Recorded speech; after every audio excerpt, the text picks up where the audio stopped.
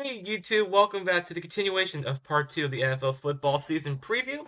So in the last video, we have discussed the reigning Super Bowl champion and division winning Philadelphia Eagles.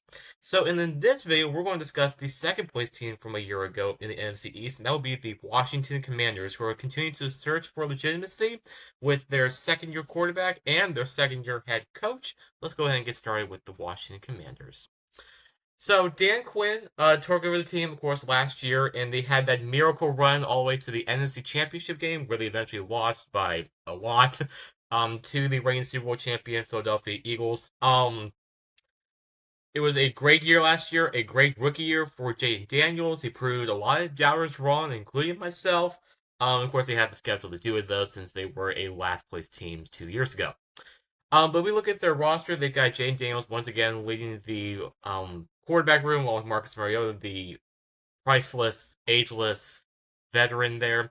Brian Robinson Jr. and Austin Ekeler will be the 1-2 running back room. Now, Zach Ertz will be the tight end. We knew that was coming. Now, the big one is that Terry McLaurin has been sitting out of minicamp due to his contract issues. He's looking for that massive extension, and rightfully so. But so far, he hasn't played. So for right now, I'm still keeping us the number one receiver there in Washington. But time will tell whether they get a deal done with him and stuff like that. They did acquire Deebo Samuel from San Francisco in the offseason. He looks to be a nice asset for them. I mean, kind of a hybrid running back, wide receiver, guy on the backfield kind of person. But so far, I'm hearing rumors that he's slow and he's dropping passes and stuff like that. And then you got Noah Brown there, the guy that caught the Hail Mary pass against Chicago. On defense, you got Frankie Louvu. You've got Bobby Wagner, who formerly of the Seattle Seahawks for a long time. You've got Marshawn Lattimore, who they got from New Orleans, I think, in the middle of last season. And then you also have Javon Kinlaw and all those other fun parts and pieces. 641, 648, and 29 overall records. So they only need to win 7 more games to get to their 500 win percentage all the time. Winning record against Philadelphia, ironically, in all time in the division. They have a losing record against the Giants and against the Cowboys. All right, let's go and take a look at that schedule. So they have a lot of primetime games, and rightfully so. They had a great season last year, made it all the way to the NFC title game, so they're going to have a lot of 4 o'clock games. Their big ones early. The Thursday night opener on Amazon Prime will be at Green Bay. That'll be a fun one to watch. They're at the Chargers 4:25 on Fox. They host Monday Night Football against the Chicago Bears in the rematch of the Hail Mary game. They're at Dallas in Week 7, 4:25 also on Fox. Then they have Monday night at Kansas City, which should be a fun one. Hopefully they don't just cave into Mahomes and all those people. They host Seattle Sunday Night Football on NBC the following week. Then they host Detroit, 4 o'clock game on Fox. That'll be the big one there in Week 10. Then they're in Madrid in Week 11, taking on the Miami Dolphins, and then they hit the bye week.